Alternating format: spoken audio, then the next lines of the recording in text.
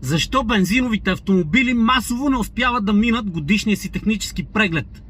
Заради това, че не издържат теста за изгорелите газове и по-точно за въглероден диоксид, а пък дизелите минават най-спокойно. Причината е, че газ-анализатора при дизелите не гледа въглеродния диоксид, най-вероятно, а просто финни прахови частици.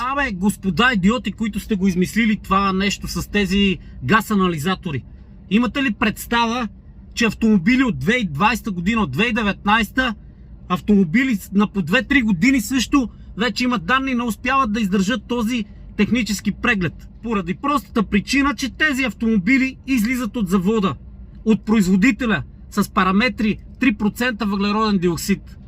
А вие там на прегледа сте задали 2. Този човек да си смени катализатора за 3000 лева и цялата ауспухова система, пак ще изкара 3% и пак няма да мине. Как мислите ви